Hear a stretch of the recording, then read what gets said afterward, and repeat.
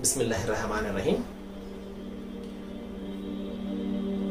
సోదరులారా, సోదరిమణులారా, అస్సలాము అలైకుం వరహ్మతుల్లాహి వబరకాతుహు. అస్సలాము అంటే శాంతి అని అర్థం అండి.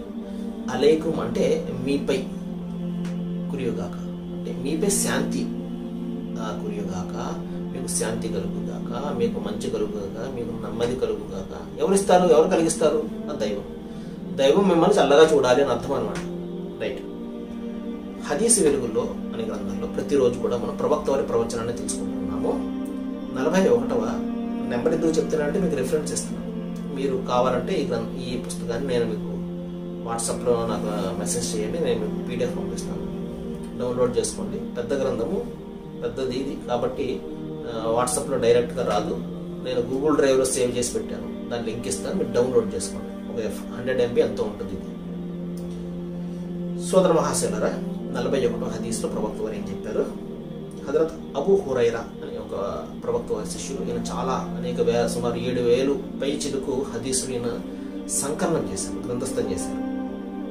ఆయన ఏం చెప్పారు? ప్రవక్త వారు ఈ విధంగా చెప్పారు. ఏం చెప్పారు? ఎవరైతే పరిపూర్ణమైనటువంటి చిత్తశుద్ధితో, పరిపూర్ణమైనటువంటి మనస్సుతోటి, అంటే ఏమంటారు, మనస వాచ కర్మేణ అంటారు చూసారా, అంటే మనస్సు ఏదైతే చెప్పిందో అదే నోటి నుండి వచ్చింది, నోటి నుండి ఏదైతే వచ్చిందో అదే చేతుల ద్వారా జరిగింది. మనస వాచ కర్మేణ, త్రికరణ శుద్ధి అంటారు అనమాట దీన్ని. ఎవరైతే లా ఇలాహ ఇల్లల్లాహ్ అనే సద్వచనాన్ని పలుకుతాడో అతడు ప్రళయ దినాన్న దైవ ప్రవక్త ముహమ్మద్ ప్రవక్త యొక్క సిఫార్సుకు నోచుకుంటాడు అని ప్రవక్త వారు ఒక సిఫార్సు ఇచ్చారంటే నా సిఫార్సుకు నోచుకుంటాడు. సిఫార్సు చేస్తారా? సిఫార్సు చేయడానికి రెండు అంశాలు ఉన్నాయి. దైవం అంగీకరించాలి. ఎవరైతే సిఫార్సు చేస్తున్నారో వీరి సిఫార్సును దైవం అంగీకరించాలి. ఎవరి గురించి అయితే సిఫార్సు చేస్తున్నారో వీరి గురించి కూడా దైవం అంగీకరించాలి. నా ఇష్టం వచ్చిన వారిని నేను సిఫార్సు చేసేస్తాను అంటే కాదు. సిఫార్సు చేసిన వ్యక్తిని దైవం అంగీకరించాలి, చెయ్యబడినటువంటి వ్యక్తిని అంగీకరించినప్పుడు అప్పుడు వీరి సిఫార్సు అంటే ఓ దైవమా, వీరి యొక్క పాపాలను మన్నించు అని చెప్పేసి దైవం వీళ్ళ తరపున వేడుకోవడం అనమాట. రైట్. అయితే కండిషన్ ఏం పెట్టారు ప్రవక్త వారు? పరిపూర్ణ చిత్తశుద్ధితో. అదే కదా మెయిన్. మనస్సు వాచ కర్మేణ ఆచరణ ఉండాలి, ఆలోచన ఉండాలి, విశ్వాసం ఉండాలి.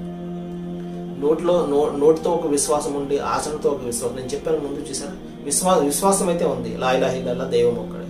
కానీ మన భయం వాస్తు మీదో, లేకపోతే నల్లపిల్లి మీదో, లేకపోతే అదేదో తాడు మీదో, లేకపోతే తావేదుల మీదో ఉంటే ఇంకేముంది? విశ్వాసం లేదు కదా.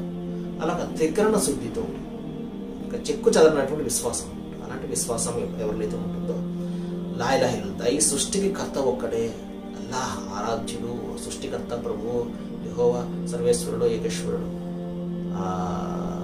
సర్వాంతర్యామి పరంధాముడు ఎవరైతే ఉన్నారో ఆయన తప్ప మరొకడు ఆరాధ్యుడు లేడు, ఆ సృష్టికర్త తప్ప అని ఎవరైతే బలమైనటువంటి విశ్వాసం కలిగి ఉంటారో వారు ప్రవక్త వారి యొక్క సిఫార్సుకు నోచుకుంటారు. సోదర మహాశయులారా, సోదరిమణులారా, రండి ఇస్లాంలో తెలుసుకుందాం. సర్వేజన సుఖనుభవంతు. Thank you very much.